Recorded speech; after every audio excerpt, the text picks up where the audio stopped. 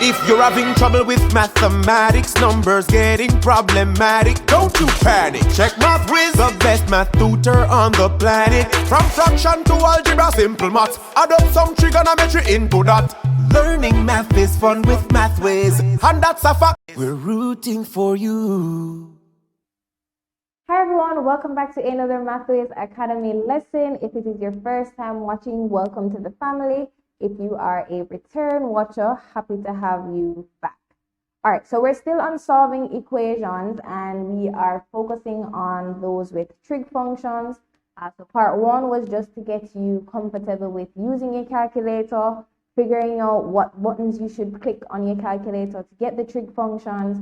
So provided you watched part one of the video, then you are equipped for today's lesson, but if not, I would suggest you go back to part one, watch that, and then come back over here. All right, so to solve our equations, the first thing we want to do is to recap.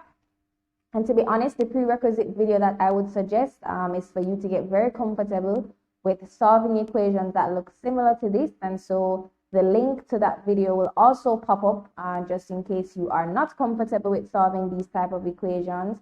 You would want to go ahead and master that skill before bringing the trig functions into it, which will make it more complicated. So let us say we have x over 2 is equal to 5 and we are told to solve for x. The first thing you want to do is to locate where your x is, and then we had said that the 2, which is divided, right, because our fractions can be interpreted as division, so you can say x over 2 or x divided by 2. So the 2 which is divided, when we take it across, we will multiply. And so we will have x is equal to 10. Again, if you are not comfortable with that skill, go ahead, watch the previous video that we have on that lesson, then come back. Take my advice. It will make your procedure, or it will make today's lesson a lot easier for you. Okay, so let's get straight into today's lesson. We just mentioned that this is a foundation skill that will mostly come about when you are doing the topic trigonometry. And so we're just kind of breaking it apart to give it to you in the bite-sized pieces so that you can master it and then be comfortable with the bigger questions. So for this, let us say again, we are told to solve for x. You want to go ahead and locate your x, which we have. So you say, okay, the 3 which is divided, when I take it across, I will need to do the opposite, which is to multiply. So we have tan 43 multiplied by 3. Now this is why part one of the video is important, so that you can actually know how to get tan 43 in your calculator. Now a rule of thumb that we have here at MathWiz Academy is that we don't do too much rounding before the final answer. So we always, so while working, we round to 3 or 4 decimal places, right? For your final answer, of course, if they say 1 decimal place or 2 decimal place, then you can do that for the final answer. But as we are working, we always keep 3 to 4 decimal places to ensure accuracy, to ensure we are not rounding too early, and so that we can get the full marks. So for this, if you don't know how to put it in your calculator all at once and you want to break it up in pieces, the tan 43 would give you 0.9325, and then you would multiply that by 3. And then, for example, the final answer, if I was rounding to 1 decimal place, I would get 2.8, right? Now, if you have a problem with rounding, we do have a video where we discuss how to do that as well. So you can watch that if it is that you are not comfortable with rounding. So going back over that, the 3 which is divided, when we take it across, we multiply. We then wanted to work out the value of tan 43. So when you put it in your calculator, I got 0.9325. And then finally, we simply multiply it by the 3, and that's how we get our answer. Okay, let us try another example. So let us say we have x over 2 is equal to sine 50. The first thing we want to do, since we are solving for x, is to locate the x. So we say, okay, we need to remove everything else. So the 2 which is divided, when we take it across, we are going to multiply. Again, we need to use a calculator. So sine 50 is going to give you 0.766. And then you multiply that by 2. And when you put in that final answer, we are going to get, rounded to 1 decimal place, 1.5. So again, how did I get the 0.766? I put sine 50 into the calculator. All right, I'm going to go ahead and give you one to try on your own. Okay, and so you can go ahead, try this question on your own, press pause, and then once you're finished, you can come back to the solution. Okay, so we are solving for x, so we locate the x.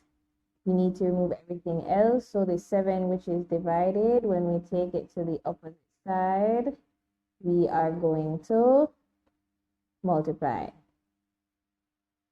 Okay, and then when you put that in your calculator, so cos 36 should be giving you 0.809, and you multiply that by 7 and round it to 1 decimal place, your answer should be 5.7. So again, the cos 36, when I put it in the calculator to 3 decimal places, I'm getting 0.809. All right, so we're going to go through another set of examples, and then you can try on your own, and we could call this video complete.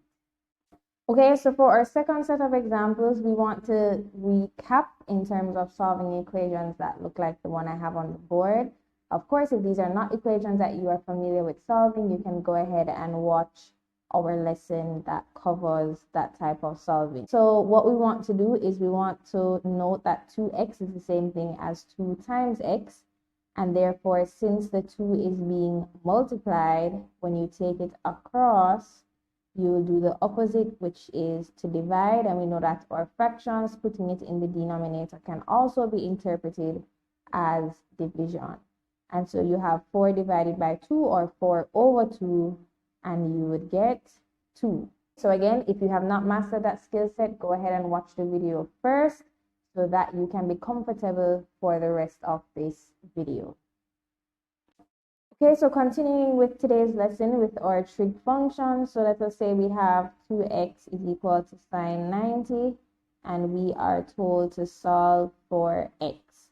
So as usual, whatever letter you are solving for, we want to locate that letter first.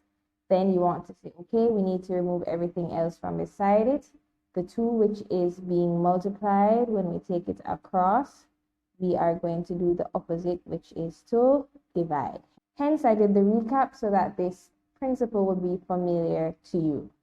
Okay, so you want to go ahead and put sine 90 into your calculators, and you should be getting 1.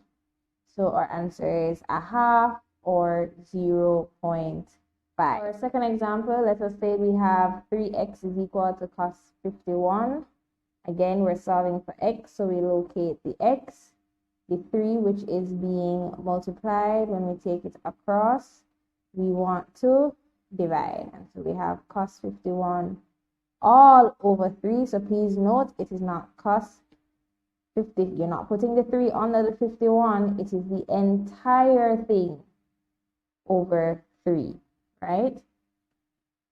And so we have cos 51, which is going to be 0.6293, and that is divided by 3, which will give us our answer of 0.2.